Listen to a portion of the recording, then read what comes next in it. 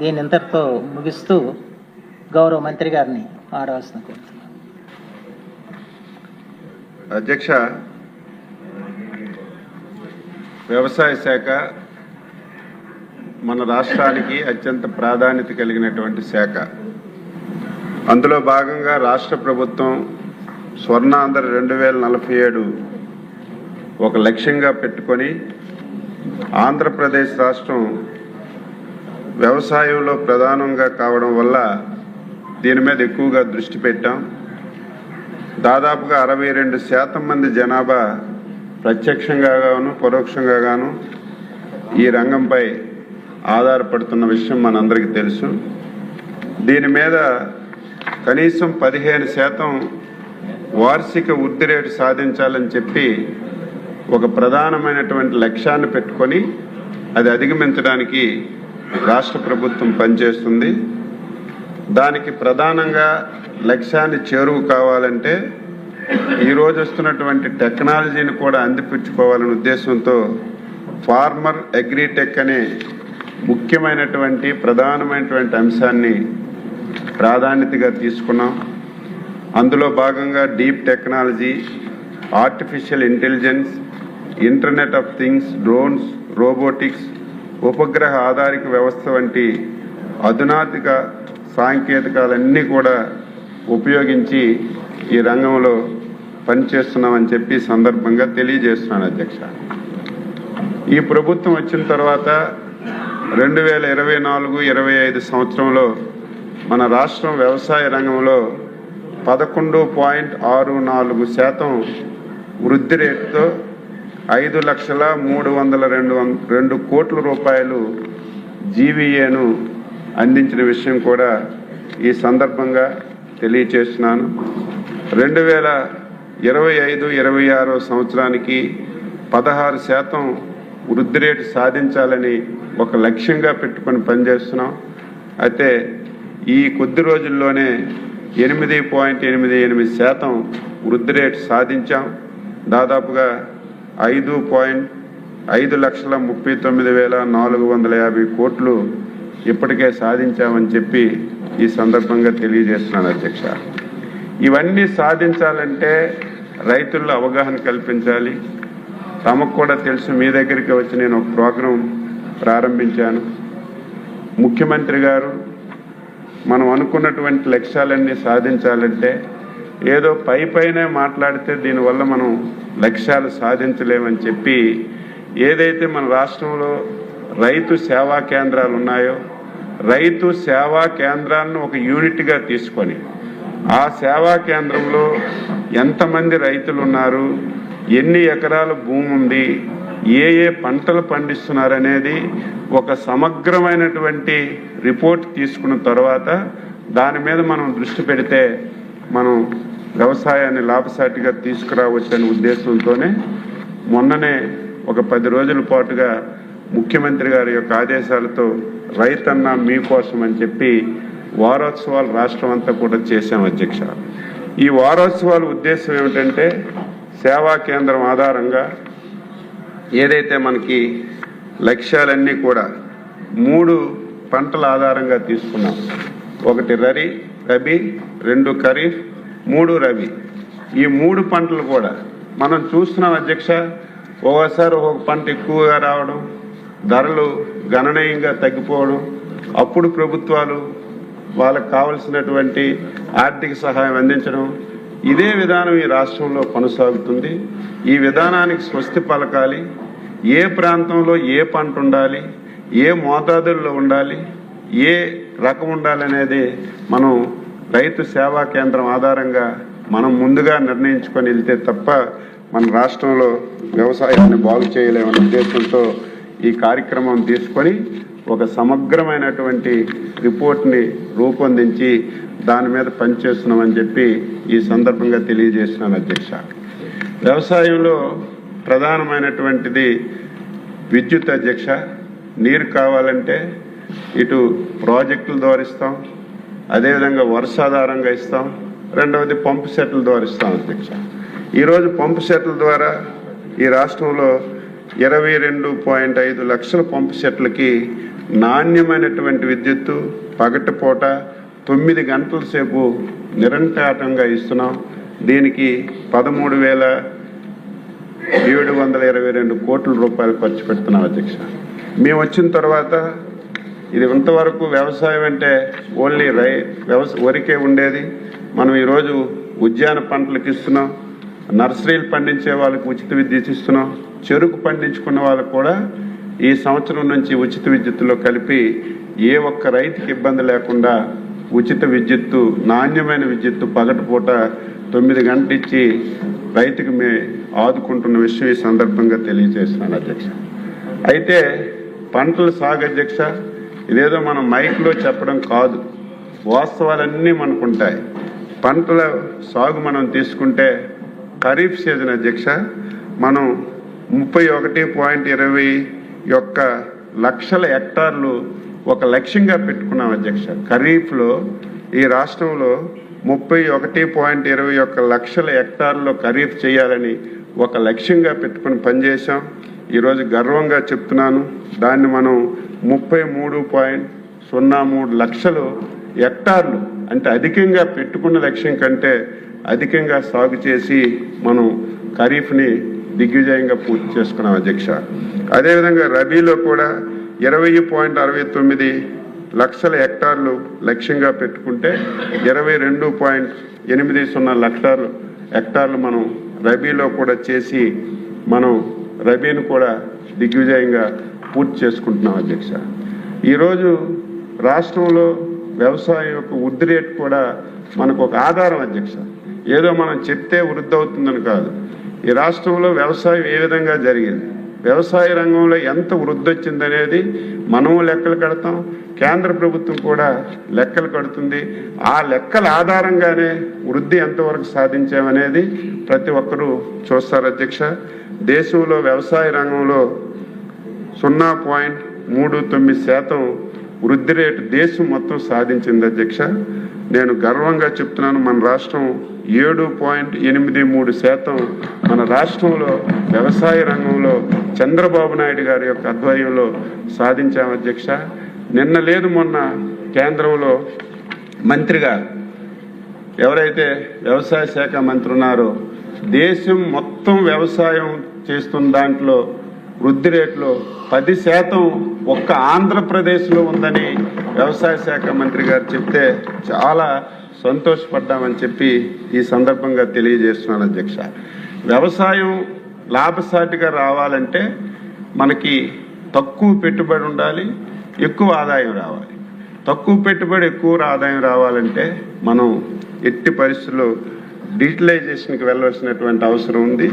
ఆ విధంగా ఈరోజు మనం యాంత్రీకరణ కానీ డిజిటలైజేషన్ మీద కానీ ఈరోజు రాష్ట్ర ప్రభుత్వం ప్రత్యేకమైనటువంటి దృష్టి పెట్టి ముందుకెళ్తున్నటువంటి విషయాన్ని కూడా ఈ సందర్భంగా తెలియజేస్తున్నాను అధ్యక్ష.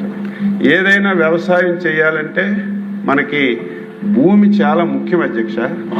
భూమి సారవంతంగా ఉందా, భూమిలో పోషకాహారాలు ఏ విధంగా ఉన్నాయి, ఏ పోషకాహారాలైనా తక్కువ ఉన్నాయా, దాన్ని మనం గమనించి ఎప్పటికప్పుడు సూక్ష్మ పోషకాలు అందిస్తే తప్ప భూమి సారవంతం కాదు అధ్యక్ష.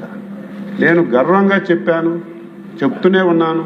2014-19లో భూసార పరీక్షలన్నీ కూడా చేసి 100% సబ్సిడీతో ప్రతి ఒక్క రైతుకి ఒక కార్డు ఇవ్వడం, మీ భూమిలో ఏ సూక్ష్మ పోషకం తక్కువగా ఉందో ఈరోజు రైతులకి చెప్పి ఆ సూక్ష్మ పోషకాలు 100% వారికి సబ్సిడీతో ఇచ్చి 5 సంవత్సరాలు చేశాం అధ్యక్ష.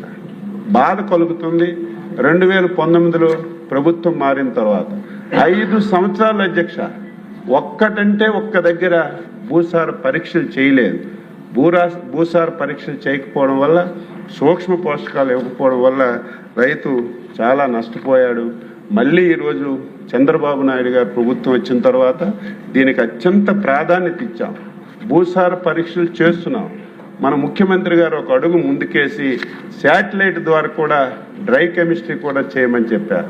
ఈ రెండు ఏ విధంగా టాలీ అవుతున్నాయో చూసి మొత్తం ప్రతి ఒక్కరికి మనం భూసార పరీక్ష చేసి వారికి కార్డు ఇచ్చి వారి భూమిలో ఏ సూక్ష్మ పోషకాలు తక్కువగా ఉన్నాయో దాన్ని మళ్ళీ 100% సబ్సిడీతో ఇవ్వాలని ముఖ్యమంత్రి గారు స్పష్టమైనటువంటి ఆదేశాలు ఇచ్చారు. మేము ఈ సభ ద్వారా రైతులకు తెలియజేస్తున్నాం, మళ్ళీ సూక్ష్మ పోషకాలు 100% ఇచ్చి తప్పనిసరిగా భూసారాన్ని పెంచే విధంగా ముందుకెళ్తున్నామని చెప్పి తెలియజేస్తున్నాను అధ్యక్ష. అదేవిధంగా రైతులకు ఎప్పటికప్పుడు అవగాహన కల్పించాలి. 5 సంవత్సరాలు డిపార్ట్మెంట్కి రైతులకి డీలింక్ అయిపోయింది అధ్యక్ష. డిపార్ట్మెంట్ ఒక సైడు, రైతులు ఒక సైడ్ పనిచేసేవారు. ఇంతకుముందు మనం ఉండేటప్పుడు పొలం పిలుస్తుందని ఒక కార్యక్రమం పెట్టాం. వారి ఉద్దేశం ఏమిటంటే వారంలో ఒకరోజు వ్యవసాయ అనుబంధ రంగాల అధికారులందరూ రైతుల దగ్గరికి వెళ్ళి వారితో సమావేశం పెట్టి వారికి ఉన్న ఇబ్బందులు తెలుసుకొని రైతులు ఎవరైతే సమస్యలు ఉన్నాయో వాటికి సమాధానాలు చెప్పడం, కొత్తగా ఏవైనా సరే టెక్నాలజీ వచ్చినా కొత్తగా ప్రభుత్వం తీసుకున్న నిర్ణయాలు వాళ్ళకి చెప్పి వారికి చైతన్యపరిచేవాళ్ళు. 5 సంవత్సరాలు ఆ ప్రోగ్రాం ఆగిపోయింది. మళ్ళీ మనం వచ్చిన తర్వాత పొలం పిలుస్తుందని పెట్టి ప్రతి లక్షవారం వ్యవసాయ రంగ అనుబంధ సంస్థలు సైంటిస్టులు అందరూ రైతుల దగ్గరికి వెళ్ళి వారికి సలహాలు సూచనలు ఇచ్చి ఆ కార్యక్రమాన్ని కూడా కొనసాగిస్తున్నామని చెప్పి ఈ సందర్భంగా తెలియజేస్తున్నాను అధ్యక్ష. అదేవిధంగా యూరియా అధ్యక్ష ప్రధానమైనటువంటి సమస్య అధ్యక్ష. ఈరోజు యూరియా విపరీతంగా వాడుతున్నారు. ముఖ్యమంత్రి గారు ఎప్పుడూ చెప్తున్నారు పంజాబ్లో యూరియా వాడడం వల్ల ఒకప్పుడు పంజాబ్ ఈ దేశానికి ఒక అన్నదానంగా ఒక అన్నపూర్ణగా ఉండేది. ఈరోజు పంజాబ్లో ఎక్కువగా యూరియా వాడడం వల్ల ఎక్కువ మంది క్యాన్సర్ బాధపడి చాలా ఇబ్బందులు పడుతున్నారు. అదేవిధంగా మనం కూడా యూరియా వాడకాన్ని తగ్గించాలని ఎన్ని ప్రయత్నాలు చేసినా సరే ఒకేసారి తగ్గించమంటే రైతులు ఇబ్బంది పడుతున్నారు. కాబట్టి దాని మీద అవగాహన పెంచి యూరియాను కూడా తగ్గించి ఈరోజు మనం ముందుకెళ్తున్న విషయం ఈ సందర్భంగా తెలియజేస్తున్నాను. యూరియా కూడా ఎంతవరకు అందుబాటులో ఉంచాలో అంతవరకు అందుబాటులో వస్తున్నాం. గత సంవత్సరం కొద్దిగా ఇబ్బంది వచ్చింది, కానీ ఆ ఇబ్బందిని ముఖ్యమంత్రి గారు 4-5 సార్లు ప్రత్యేక సమావేశాలు పెట్టి ఎక్కడా ఇబ్బంది లేకుండా టెక్నాలజీని ఉపయోగించి ఇటు ఖరీఫ్కి కానీ రబీకి కానీ ఎక్కడ ఇబ్బంది లేకుండా యూరియాని పూర్తిగా సరఫరా చేశామని చెప్పి తెలియజేస్తున్నాం. ఈ సంవత్సరం ముఖ్యమంత్రి గారి యొక్క సలహాతో బఫర్ స్టాక్స్ కూడా పెట్టుకొని భవిష్యత్తులో ఇబ్బంది లేకుండా యూరియా కూడా సప్లై చేయాలని చెప్పాం. దీనికి రైతు సేవా కేంద్రాలు ఒక యూనిట్గా తీసుకున్నాం, పిఎస్సిఎస్ యూనిట్గా తీసుకొని యూరియాని ఎక్కడా సమస్యలు లేకుండా ముందుకు తీసుకెళ్తున్నామని ఈ సందర్భంగా తెలియజేస్తున్నాను. అధ్యక్ష, ఈరోజు రైతుకి అన్నదాత సుఖీభవ సూపర్ 6లో ప్రధానమైనటువంటి హామీ ఇచ్చాం. గత ప్రభుత్వంలాగా చెప్పడం ఒకటి చేయడం ఒకటి కాదు అధ్యక్ష. గత ప్రభుత్వం మేము ఎన్నికల్లో గెలిస్తే 13,500 ఇస్తామని చెప్పారు. 7,500 ఇచ్చి ఆ రోజు సరిపెట్టుకున్నారు. మేము ఎలక్షన్లో ఎన్డీఏ పార్టీలు 3 కలిసి రేపు అధికారంలోకి వస్తే సూపర్ 6లో భాగంగా అన్నదాత సుఖీభవలో 20,000 రూపాయలు ఇస్తామని చెప్పాం. ఇచ్చిన మాట ప్రకారం ఇప్పటికే 20,000 రూపాయలు మన రాష్ట్రం 14,000 కేంద్రం 6,000 కలిపి ఇప్పటికే 2 విడతలుగా మేము 6,309 కోట్లు ఇచ్చాం అధ్యక్ష. 3వ విడత కూడా సిద్ధంగా ఉన్నాం. రేపు కేంద్ర ప్రభుత్వం ఎప్పుడు ఇస్తే ఆ రోజు 3వ విడత కూడా ఇచ్చిన మాట ప్రకారం ఆ కార్యక్రమం కూడా చేస్తున్నామని చెప్పి తెలియజేస్తున్నాం అధ్యక్ష. వ్యవసాయానికి ఇంకొక ప్రధానమైనటువంటి అంశం యాంత్రీకరణ అధ్యక్ష. ఎందుకంటే ఈరోజు తక్కువ పెట్టుబడితో వ్యవసాయం జరగాలంటే యాంత్రీకరణ అవసరం. 5 సంవత్సరాల అధ్యక్ష పూర్తిగా యాంత్రీకరణ, ఎక్కడ చిన్న పరికరం కూడా ఇవ్వలేదు. మీకు కూడా తెలుసు, మొన్న మీ ప్రాంతంకి వచ్చినప్పుడు కూడా మీరు కూడా చెప్పారు. మళ్ళీ మేము వచ్చిన తర్వాత యాంత్రీకరణ మీద ప్రత్యేకమైనటువంటి దృష్టి పెట్టాం. ఈ సంవత్సరం 61 కోట్లు విలువైనటువంటి వ్యవసాయ యంత్రాలు 50% సబ్సిడీతో ఇచ్చాం. అదేవిధంగా 872 కిసాన్ డ్రోన్స్ కూడా ఇచ్చాం. ఇప్పుడే మా బొబ్బిలి ఎమ్మెల్యే గారు చెప్పారు. చాలా సంతోషంగా ఉంది. ఇప్పుడు అలవాటు పడుతున్నారు. ఒకప్పుడు డ్రోన్ అంటే ఇదెందుకు, దీనివల్ల ఏంటి ఉపయోగం అనేవాళ్ళు. ఇప్పుడు డిమాండ్ చాలా పెరిగింది. అందులో మన ముఖ్యమంత్రి గారు ఒక స్టెప్ ముందుకేసి ఏదో డ్రోన్తో పిచికారీ చేయడం అంటే ఒక ఎకరా పొలం ఉంటే మొత్తం ఎకరా కొట్టడం కాకుండా డ్రోనే డిసీజ్ని ఐడెంటిఫై చేయాలి, ఏ డిసీజ్ దానికి ఏది మనం వేయాలనేది అదే ప్రాంతంలో వేసే విధంగా ఒక కొత్త విధానాన్ని తీసుకొచ్చారు. అది కూడా మొన్ననే శాంపుల్గా అమలు చేశాం. అది సక్సెస్ అయితే రాష్ట్రం అంతా కూడా అది అమలు చేయడానికి మేము సిద్ధపడుతున్నామని చెప్పి ఈ సందర్భంగా తెలియచేస్తున్నాను. ఈ సంవత్సరం కూడా మళ్ళీ 137 కోట్ల రూపాయలతో ఈ యాంత్రీకరణకి బడ్జెట్లో పెట్టాం, తప్పనిసరిగా ఇస్తాం. అయితే సభ్యులందరూ కూడా తార్పాలిన్లు అడిగారు. కేంద్ర ప్రభుత్వం తార్పాలిన్లు మనకిస్తున్నటువంటి స్కీమ్స్లో లేకపోవటం వల్ల అది మనం ఇవ్వలేకపోయాం. మొన్ననే డిస్కషన్లో ముఖ్యమంత్రి గారు కూడా అవసరమైతే స్టేట్ గవర్నమెంట్ నుంచే కొని తార్పాలిన్లు ఇద్దామని చెప్పారు. అందాకను ఎవరైతే సివిల్ సప్లై మినిస్టర్ గారు నేను అనుకొని రైతుకి ఇబ్బంది లేకుండా రైతు సేవా కేంద్రంలో 3,000, 4,000, 5,000 తార్పణలు పెట్టాం. ఆ తార్పణలన్నీ కూడా రైతు అవసరం ఉంటే వాడుకోవడం, మళ్ళీ అవసరం తీరిన తర్వాత సేవా కేంద్రానికి ఇచ్చే విధంగా మేము ఒక కార్యక్రమం తీసుకున్నాం. చాలా బాగా సక్సెస్ అయింది. దాన్ని కూడా ముందుకు తీసుకెళ్ళడానికి అన్ని విధాల ప్రయత్నం చేస్తున్నామని చెప్పి తెలియజేస్తున్నాను. అధ్యక్ష, ఎరువులు తగ్గించాలి, ప్రకృతి సేద్యం మనం ఎక్కువగా దృష్టి పెట్టాలి. ఇప్పటికే 8,128 గ్రామాల్లో 13.10 లక్షల ఎకరాల్లో ఈ ప్రకృతి సేద్యం చేస్తున్నాం. దీని మీద కేంద్ర ప్రభుత్వం కూడా ప్రత్యేకమైన దృష్టి పెట్టింది. కేంద్ర ప్రభుత్వం బడ్జెట్లో కూడా ఎక్కువగా కేటాయింపులు జరిగాయి. దాన్ని కూడా ఉపయోగించుకొని దీన్ని మనం ఎక్కువగా ముందుకు తీసుకెళ్ళడానికి అన్ని ప్రయత్నాలు చేస్తున్నాం. అదేవిధంగా విత్తనాలు అధ్యక్ష, ఏది అవసరం ఉంటే ఎమ్మెల్యే గారు చెప్పిన వెంటనే ఫీడ్బ్యాక్ వచ్చిన వెంటనే ఏ విత్తనాలు అవసరం ఉంటే విత్తనాలన్నీ కూడా సకాలంలో మేమందరం సప్లై చేస్తున్నామని చెప్పి ఈ సందర్భంగా తెలియజేస్తున్నాను. మళ్ళీ ఎమ్మెల్యేలకి ఈ సభ ద్వారా రైతులందరికీ తెలియజేస్తున్నాను, వ్యవసాయం మళ్ళీ ముందుకు తీసుకెళ్ళడానికి అన్ని ప్రయత్నాలు చేస్తున్నాం. నిన్నే ముఖ్యమంత్రి గారు చెప్పారు, రేపు మనం ఖరీఫ్ ఒక 2-3 మాసాలు ముందుకు తీసుకురావడానికి ప్రయత్నం చేస్తున్నాం. ఎందుకంటే ముఖ్యమంత్రి గారి చొరవ వల్ల, ఆయన ఆలోచనల వల్ల ఇప్పటికే అన్ని రిజర్వాయర్లో వాటర్ ఉంది. మనం ఒక 2 months ముందు ఖరీఫ్ తీసుకురాగలిగితే రేపు సైక్లోన్ నుంచి మనం అధిగమించడానికి అవకాశం ఉంటుంది. ఇప్పటికే ఇరిగేషన్ శాఖ మేము ఒక మీటింగ్ పెట్టుకున్నాం. రేపు మళ్ళీ 2-3 రోజుల్లో ఒక మీటింగ్ పెట్టుకుని డేట్స్ కూడా మేము అనౌన్స్ చేస్తాం. మీరు కూడా రైతులకి ఎడ్యుకేట్ చేయండి. రైతులు మేము ఎప్పుడో జూలైలో పెట్టేవాళ్ళం, ఇప్పుడు కూడా అదే విధంగా పెడతామంటే మనకు నష్టం జరుగుతుంది. మీరు కూడా బాధ్యత తీసుకొని రైతులకి ఎడ్యుకేట్ చేసి ఖరీఫ్ని ఒక 2 మాసాలు ముందుకు తీసుకురాగలిగితే మనం వాటర్ వాడుకోవచ్చు. మళ్ళీ వర్షాలు పడితే రిజర్వాయర్లు నింపొచ్చు. మనం సైక్లోన్ నుంచి తప్పించుకోవడానికి అవకాశం ఉంటుంది. దీని మీద కూడా ఎమ్మెల్యేలందరూ రైతుల్ని ఎడ్యుకేట్ చేయాలి. మా డిపార్ట్మెంట్ కూడా చేస్తామని చెప్పి తెలియజేస్తున్నాను అధ్యక్ష. మార్కెటింగ్ శాఖ అధ్యక్ష అత్యంత ప్రాధాన్యత కలిగిన శాఖ. 5 సంవత్సరాలు ఈ శాఖను పూర్తిగా నిర్వీర్యం చేశారు. ఒక పని చేశారు అధ్యక్ష, చాలా బాధ కలుగుతుంది. ఆ రోజు జగన్మోహన్ రెడ్డి ముఖ్యమంత్రిగా ఉంటే మార్కెట్ సెస్ అధ్యక్ష రైస్ మీద ₹1 పెంచారు, చేపల మీద, రొయ్యల మీద 0.5% పెంచారు. ఇది దేనికి పెంచారంటే మనందరం రోజు విమర్శిస్తుండేవాళ్ళం, ఈ రాష్ట్రంలో రోడ్లన్నీ పాడైపోయి ఎక్కడికి వెళ్ళినా గోతులు గుంతలు, పూర్తిగా రోడ్లు పోతున్నాయని పేపర్లు మీడియా అంతా చేస్తే ఆ రోజు కేవలం రోడ్ల గురించి ఈరోజు సెస్ అంతా పెంచి కొంత డబ్బుల్ని సేకరించారు. సేకరించి ఈ డబ్బుల్ని ఆదాగా చూపించి ఒక 1,600 కోట్ల రూపాయలు నాబార్డుకి లోన్కి వెళ్ళారు అధ్యక్ష. నాబార్డు దీన్ని రిజెక్ట్ చేసింది. రిజెక్ట్ చేసినప్పుడు ఆ స్కీమ్ ఆపేయాలి.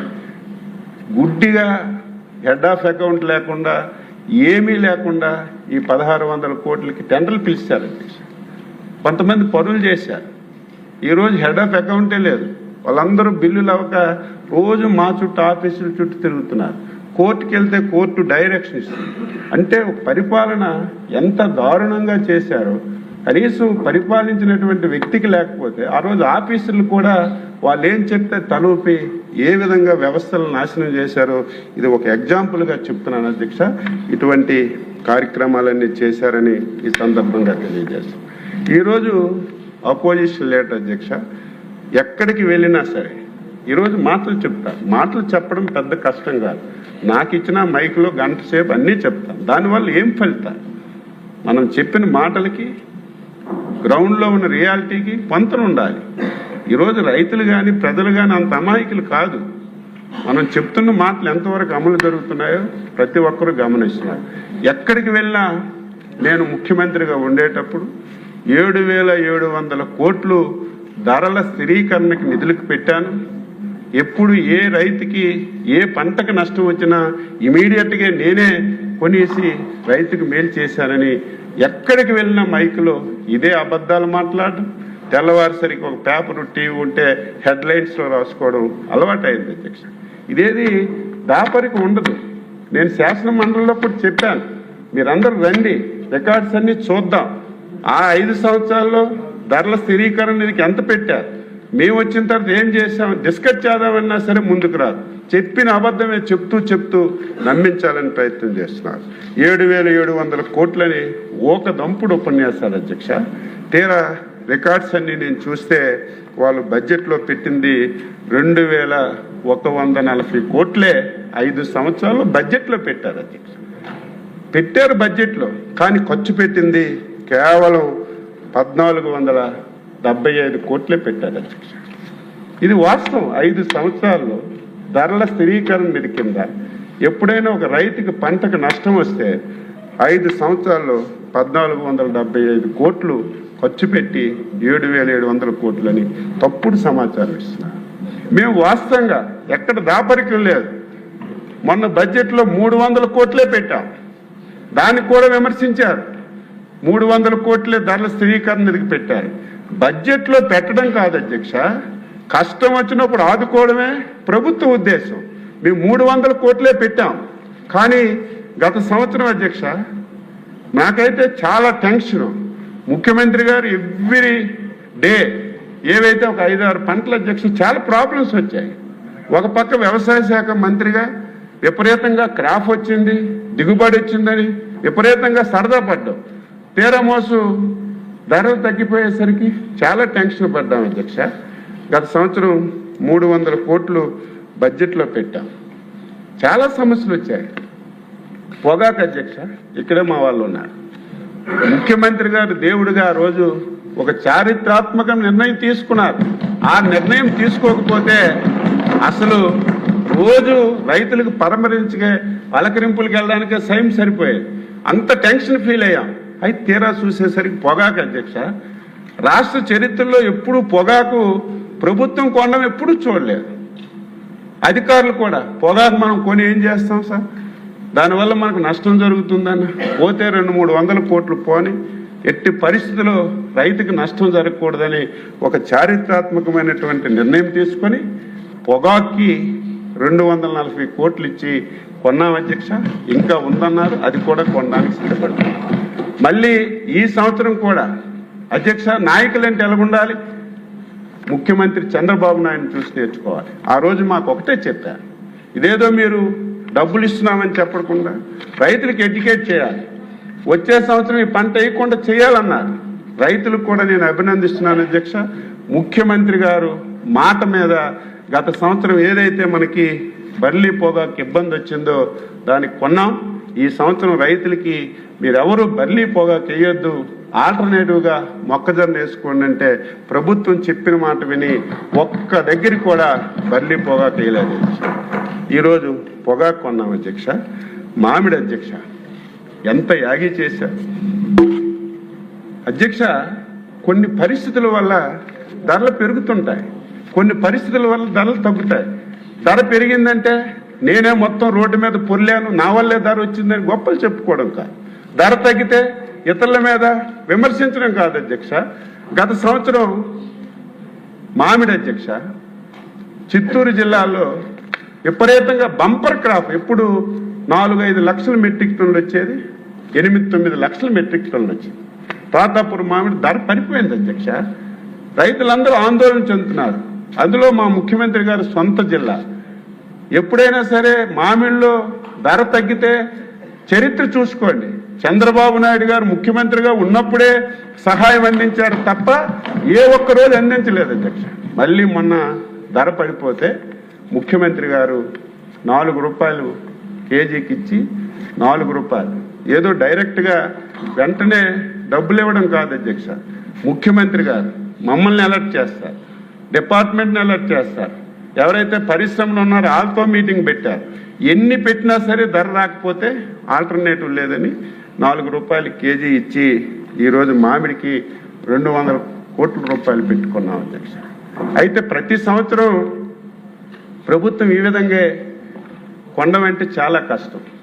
డిపార్ట్మెంట్ ఒక ఆలోచన చేశారు, అభినందిస్తున్నాను. ఒక చిన్న ఆలోచన ముఖ్యమంత్రి గారు ఒక చిన్న ఐడియా ఇచ్చారు. ఎక్కడైనా సరే మీరు వినూత్నంగా కార్యక్రమాలు జరిగితే తెలుసుకోండి, దానివల్ల నష్టం లేకుండా చేయండి అంటే చిన్న ఐడియా వచ్చింది అధ్యక్ష. ఈరోజు మ్యాంగోకి 4 రూపాయలు పెట్టి కవర్లు తొడిగితే మంచి రకం వస్తుంది, దానివల్ల ధర పెరుగుతుందని ఎక్కడో ఒక దగ్గర 2 దగ్గర చూస్తే మన దగ్గర అది అమలు చేశాం అధ్యక్ష. ప్రతి కవరు 4 రూపాయలు, 2 రూపాయలు రైతు పెట్టుకుంటున్నారు, 2 రూపాయలు మేము సబ్సిడీగా ఇస్తున్నాం. 2 రూపాయలు కవర్కి మేము ఇస్తే ఈరోజు ఎంత గర్వపడుతున్నామంటే గత సంవత్సరం 6-7 వేలు పలకని తోతాపూరి మామిడి ఈరోజు 1,00,000 రూపాయలకి వెళ్తుంది అధ్యక్ష. ఏవైతే కవర్లు పెట్టడం వల్ల 4 రూపాయలు కవర్ పెట్టడం వల్ల, అదే మనకు బంగిరిబిల్లి ఈరోజు 1,80,000కి వెళ్తుంది. నిన్న మొన్న పేపర్లు రాస్తే ఆనందపడుతున్నారు. ఇది ఒక ముఖ్యమంత్రి గారు, ఒక నాయకుడు నిర్ణయం వల్ల ఈరోజు రైతుకి ఈ రకంగా మేలు జరుగుతుంది. అదేవిధంగా అధ్యక్ష, బనానా అధ్యక్ష, కడప జిల్లాలో ఫస్ట్ క్రాపు ఎక్స్పోర్ట్ ఉండదు అధ్యక్ష, రేట్ తక్కువగా ఉంటుంది. అక్కడికి వెళ్ళడం, చంద్రబాబు నాయుడు గారి ఆధ్వర్యంలో బనానా రేటు తగ్గిపోయిందాం, నానా యాగి చేయడం, ప్రభుత్వం మీద విమర్శలు చేయడం అలవాటు అయిపోయాయి. ఈరోజు అదే బనానా చూస్తే విపరీతంగా రేట్లు పెరిగాయి. నేను అడుగుతున్నాను, ఆ రేట్లన్నీ మేము చేసిన నిర్ణయాల వల్లే పెరిగిపోయాయని మేము గొప్ప చెప్పుకోవడానికి సిద్ధంగా లేవు. సలహాలు ఇచ్చాం, సూచనలు ఇచ్చాం, ముందుగా చర్యలు తీసుకున్నాం.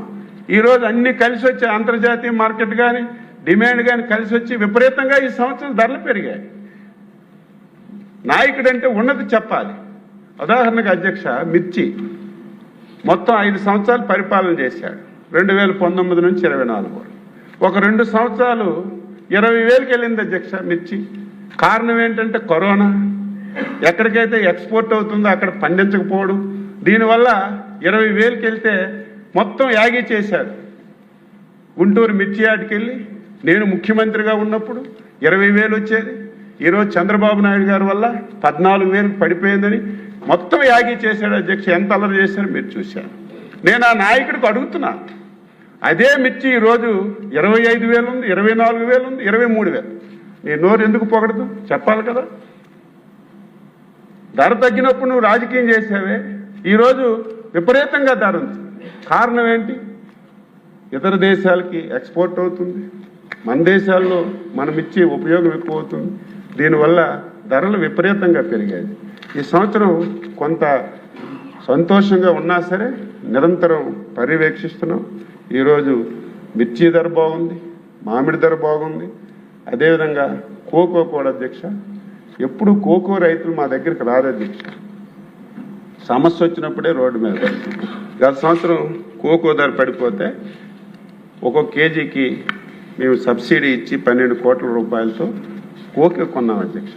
ఏ పంటకు నష్టం వచ్చినా సరే ముఖ్యమంత్రి గారు ఒకటే చెప్పారు, అవసరమైతే కొంత నష్టపోయినా పర్వాలేదు, మన రాష్ట్రంలో మన పరిపాలనలో రైతు ఎప్పుడు హ్యాపీగా ఉండాలి, మనం ఆలోచనలు ఇద్దాం, ఎప్పటికప్పుడు సూచనలు ఇద్దాం, వాళ్ళ కాళ్ళ మీద వాళ్ళు నిలబడడానికి, వాళ్ళకి బాగా ఆదాయం వచ్చడానికి అన్ని ప్రయత్నాలు చేద్దాం. చేసినప్పటికి కూడా ఎప్పుడైనా సరే సమస్య వస్తే మనం వాళ్ళకు ఆదుకోవాలనే ఉద్దేశంతో మేము ఏ విధంగా ఆదుకున్నామో మీ అందరికీ తెలుసు అధ్యక్ష. ఇక్కడ కర్నూలు ఎమ్మెల్యేలు ఉన్నారు, కడప ఎమ్మెల్యేలు ఉన్నారు అధ్యక్ష. ఈ 2 జిల్లాల్లో ఉల్లి ఎక్కువ పండిస్తారు. గత సంవత్సరం ఎర్లీగా వర్షాలు వచ్చి విపరీతం వర్షాలు, మొత్తం ఉళ్ళంతా పోయింది. కొందామని చెప్పి మా మార్కెట్ కమిటీ వాళ్ళు స్టార్ట్ చేశారు అధ్యక్ష. వాళ్ళు ఏం చేశారు, గవర్నమెంట్ కొంటుందంటే పండిన ఉల్లి పండన ఉల్లి అంతా తెచ్చి మా దగ్గరికి వేశారు. కర్నూలు మార్కెట్లో రోడ్డంతా లారీలు, తెల్లవారితే టీవీల్లో పేపర్లో ప్రభుత్వం ఉల్లి కొనడం లేదు, రైతులు ఇబ్బంది పడుతున్నారు, ట్రాఫిక్ జామ్ ప్రతి పేపర్లో రాయడం, ఇవన్నీ చూశాం. ముఖ్యమంత్రి గారు అధ్యక్ష, ఎవరికి ఆలోచన రాదు, నేనైతే ఊహించలేదు. ఆ రోజు చాలా ఇబ్బందులు ఉన్నాయి, రైతులు కూడా తెలుసుకోవాలి. ఈరోజు ఎంత సహాయం చేస్తున్నామంటే మేమేదో డబ్బులుండి కాదు, రాష్ట్రంలో ఆర్థికంగా చాలా సమస్యలు ఉన్నాయి, చాలా ఇబ్బందులు ఉన్నాయి. అయినా సరే రైతుకు మనం మేలు చేయాలని ఈరోజు ఉల్లి అధ్యక్ష 17 కోట్లు పెట్టి కొన్నాం. ఎప్పుడైతే కొంటున్నామో మొత్తం సరుకంతా వచ్చేస్తుంది, దీనివల్ల ఇబ్బంది జరుగుతుందని మనం నష్టపరిహారం ఇద్దామని డిసైడ్ చేశాం అధ్యక్ష. అధ్యక్ష, హెక్టార్కి 25,000 రూపాయలు కేంద్ర ప్రభుత్వం ఇస్తుంది అధ్యక్ష. అది కూడా ప్రకృతి విపత్తు వచ్చేటప్పుడు కేంద్ర ప్రభుత్వం అది ప్రకృతి విపత్తుగా అనౌన్స్ చేసినప్పుడే ఆ పరిహారం ఇస్తారు అధ్యక్ష. అయితే మనకి ప్రకృతి విపత్తు రాలేదు. మన రాష్ట్రంలో కర్నూలు జిల్లాలో ఎక్కువ వర్షాలు పడడం వల్ల ఉళ్ళంతా పోయింది అధ్యక్ష. ముఖ్యమంత్రి గారు మీటింగ్ పెట్టి మాకు ఆ 25,000 ఇద్దామని అంటారు అనుకున్నాం. కానీ రెండో మాట అనకుండా ఉల్లికి ఎక్కువ పెట్టుబడి అవుతుంది, వాళ్ళు ఎక్కువగా నష్టపోతారని 25,000కి 100% మళ్ళీ 25,000 రూపాయలు కలిపి హెక్టార్కి 50,000 రూపాయలు ఉల్లి రైతుకి ఇచ్చినటువంటి ఏకైక ప్రభుత్వం నాయకుడు మన ప్రభుత్వం చంద్రబాబు నాయుడు గారని ఈ సందర్భంగా తెలియజేస్తున్నాను అధ్యక్ష. ఈరోజు నేనే వెళ్ళాను కర్నూలు, రైతులు ఆనందానికి అవదలే. కర్నూలు ఇస్తే కడప వాళ్ళకి ఇచ్చారు, మాకు డిమాండ్ ఉందండి. మళ్ళీ ముఖ్యమంత్రి గారితో చెప్తే కడపకు కూడా ఇవ్వండి అంటే కర్నూలు కడపకి ఈరోజు ఒక్క ఉల్లిపాయలకే ఈరోజు మేము దాదాపుగా 130 కోట్లు ఖర్చు పెట్టి డబ్బులు అందించామని ఈ సందర్భంగా తెలియజేస్తున్నాం అధ్యక్ష. అధ్యక్ష, మనం చేస్తున్నాం, కొన్ని చెప్పుకోలేకపోతున్నాం అధ్యక్ష. ప్రధానంగా ఎప్పుడు మన ఖరీఫ్ వచ్చిన పెద్ద సమస్య ధాన్యం కొనుగోలు అధ్యక్ష. ప్రతి సంవత్సరం సమస్య.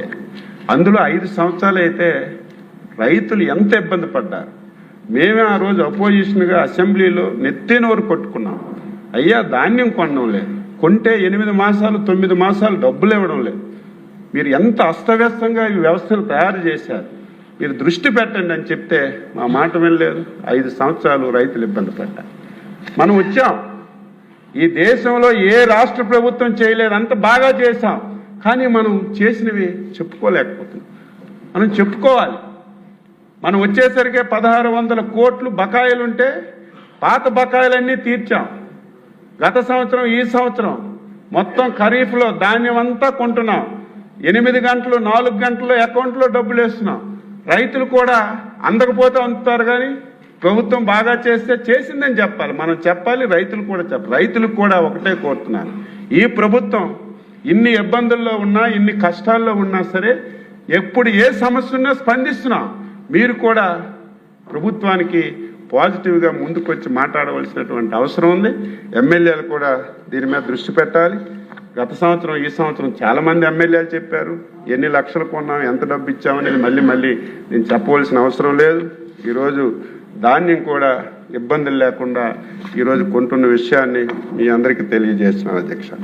అధ్యక్ష, హార్టికల్చర్లో మన రాష్ట్రం దేశంలోనే అగ్రగామిగా ఉంది. మీ అందరికీ తెలుసు, దేశంలో ఉన్న పండ్లన్నీ మన దగ్గరే పండుతున్నాయి, మన రాష్ట్రం ముందుంది. అందుకే ముఖ్యమంత్రి గారు మీరు ఏదో వేగ్గా అని కాకుండా ఈ రాష్ట్రంలో క్లస్టర్ బేసిక్గా మీరు హార్టికల్చర్ చేయాలని ఒక ఐడియా ఇచ్చారు అధ్యక్ష. దాని ప్రకారం మేము క్లస్టర్లు తయారు చేశాం. అరటి అనంతపూర్ కడప క్లస్టర్గా తయారు చేశాం. టమోటా అన్నమయ్య అనంతపూర్ చిత్తూరు టమోటా క్లస్టర్గా తయారు చేశాం. చిత్తూరు అన్నమయ్య తిరుపతి ఎన్టీఆర్ విజయనగరం మామిడి క్లస్టర్గా తయారు చేశాం. ఆయిల్ ఫామ్ ఏలూరు తూర్పుగోదావరి జిల్లాలు ఆయిల్ ఫామ్గా తయారు చేశాం. మిరప పల్నాడు ఎన్టీఆర్ కర్నూలు అనంతపూర్ మిరప క్లస్టర్గా తయారు చేశాం. ఉత్తరాంధ్ర జిల్లాలు క్యాజు క్లస్టర్గా తయారు చేశాం. కాఫీ పెప్పరు మేము ఏఎస్ఆర్ జిల్లాగా ఒక 10 ప్రతిపాదనలు తయారు చేశాం, కేంద్ర ప్రభుత్వానికి పంపించాం. వారు కూడా సానుకూలంగా ఉన్నారు. క్లస్టర్ బేస్లో మేము తయారు చేసి ముందుకెళ్లాలని చెప్పి ఈ సందర్భంగా తెలియజేస్తున్నాను. అధ్యక్ష, ఇంకొకటి ప్రధానమైనటువంటి అంశం, వ్యవసాయం అంటే అందరం ఒరే పెడుతున్నాం అధ్యక్ష. దీనివల్ల విపరీతంగా పెట్టుబడి అయిపోతుంది, లాభాలు రావడం లేదు, రైతులు చాలా ఇబ్బంది పడుతున్నారు. ఈరోజు వ్యవసాయం అంటే ఒరంటే మనందరికీ తెలుసు. ఒకప్పుడు ఎన్టీ రామారావు గారు వచ్చినప్పుడు అందరికీ అన్నం లేదు, 2 రూపాయలు కిలో వేయమంటే అందరం ఆ రోజు సంతోషపడ్డాం. ఈరోజు ఆహార అలవాట్లన్నీ మారాయి. ఈరోజు ఎవరు అన్నం తినడం లేదు. దానికి ఆల్టర్నేటివ్గా ప్రోటీన్ ఇవన్నీ ఎంచుకుంటున్నారు. కానీ మళ్ళీ మనం అందరం ఒరే పండిస్తే దానివల్ల ఉపయోగం లేదు, రాష్ట్ర ప్రభుత్వానికి కూడా నష్టం జరుగుతుంది. ఇదేదో రాష్ట్ర ప్రభుత్వానికి నష్టం జరుగుతుందని వరేయడం మానేమండం లేదు. ఆల్టర్నేటివ్ క్రాప్స్లో విపరీతంగా ఆదాయం వస్తుంది. ఈరోజు అధ్యక్ష పామాయిల్ అధ్యక్ష ఈస్ట్ వెస్ట్ గోదావరి జిల్లాలు ఈరోజు రాష్ట్రం అంతా విస్తరించింది.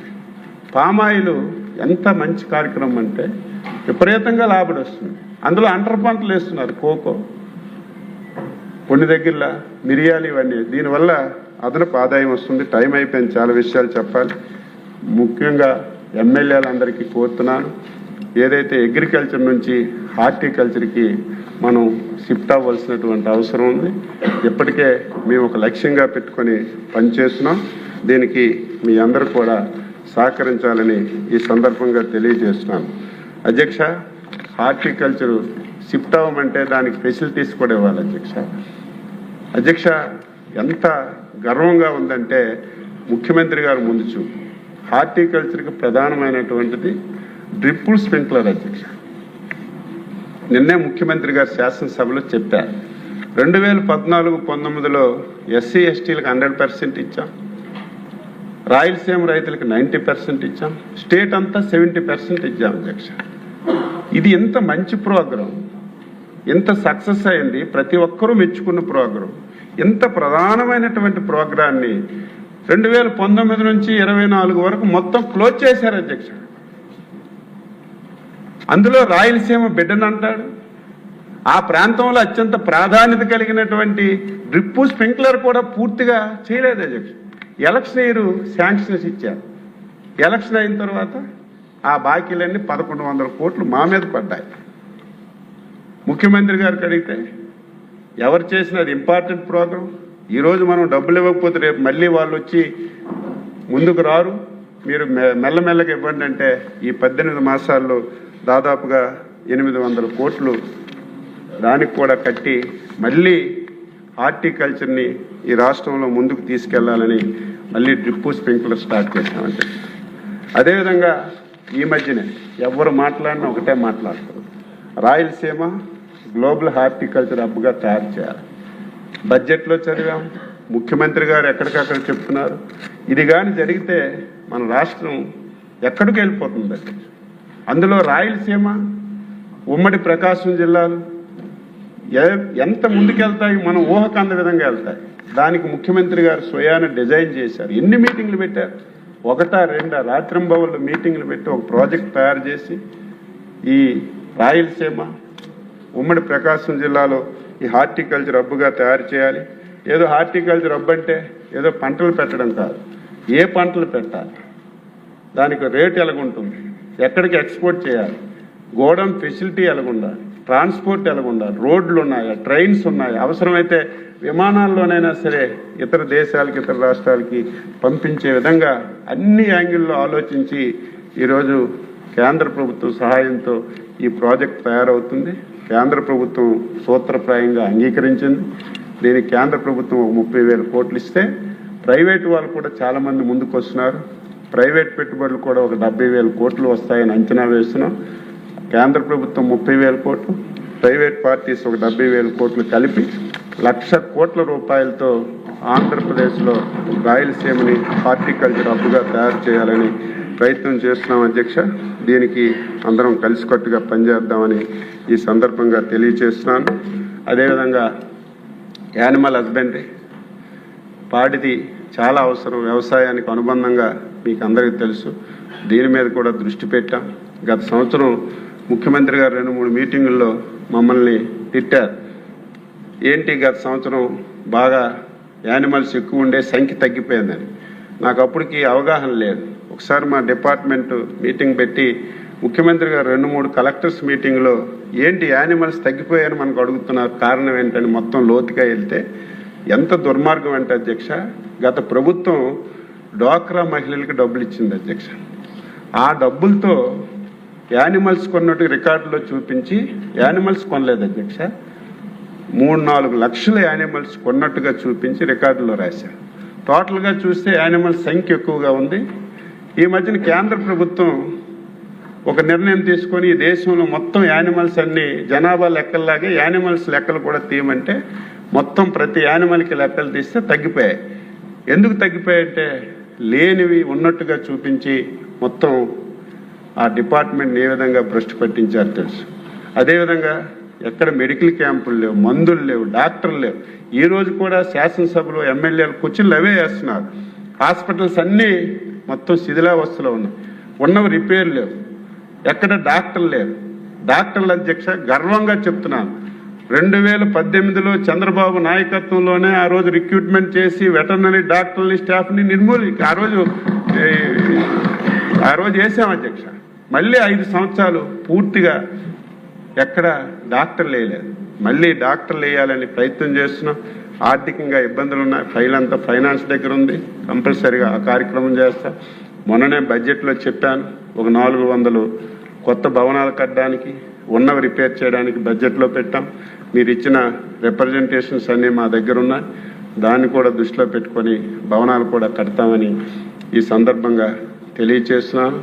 చాలా ముఖ్యమైనటువంటిది, తప్పనిసరిగా దీని మీద కూడా దృష్టి పెడదాం. అదేవిధంగా ఫిషరీస్ మొన్నే చెప్పాను, మళ్ళీ చెప్తున్నాను. మన రాష్ట్రం అదృష్టం ఏమిటంటే సుదీర్ఘమైన తీర ప్రాంతం ఉంది. దురదృష్టవశాత్తు మనకున్నటువంటి ఇన్ఫ్రాస్ట్రక్చర్ లేదు. ఇప్పుడిప్పుడే ముఖ్యమంత్రి గారు ప్రతి 10-15 కిలోమీటర్లకి ఒక జెట్టి అయినా, ఒక ఫిషింగ్ ల్యాండ్ అయినా, ఒక హార్బర్ అయినా ఉండాలని ఒక ఆలోచన ఉంది. ఇవన్నీ ఇప్పటికిప్పుడు అయిపోవాలంటే కష్టం. కనీసం ఒక ఆలోచన చేస్తే ఈ రోజుకైనా రేపుకైనా అవి అమలు చేయడానికి అవకాశం ఉంటుంది. అది కూడా చేస్తాం. 5 సంవత్సరాలు మత్స్యకారులకు అధ్యక్ష ఒక్కటంటే ఒక్కటి చేయలేదు, ఒక్కటే చేశారు. మనం ఇచ్చిన 4,000-6,000 రూపాయలు కలిపి వేట నిషేధ సమయానికి 10,000 రూపాయలు ఇచ్చారు. ఈ ఒక్క స్కీమ్ తప్ప 5 సంవత్సరాల్లో మత్స్యకారులకి ఒక్క కార్యక్రమం అంటే ఒక కార్యక్రమం చేయలేదు. మళ్ళీ మనం వచ్చి 10,000-20,000 చేసాం అధ్యక్ష. అమ్మ పెట్టదో అడుక్కు తిందన్నట్టుగా వీళ్ళు ఎలాగా చేయలేరు. ముఖ్యమంత్రి గారు అవన్నీ చెప్తారు. వ్యవసాయానికి కానీ, యానిమల్ హస్బెండరీకి కానీ, మత్స్యశాఖ కానీ కేంద్ర ప్రభుత్వం విపరీతమైనటువంటి స్కీమ్స్ పెట్టింది అధ్యక్ష. ఆ స్కీమ్స్ అన్ని వాడుకోవాలంటే కేంద్రం 60% ఇస్తే మనం 40% పెట్టాలి. 5 సంవత్సరాలు 40% రాష్ట్ర ప్రభుత్వం పెట్టవలసి వస్తుందని చెప్పి కేంద్ర ప్రభుత్వం ఇచ్చిన ఒక్క పథకాన్ని వాడుకోలేదు.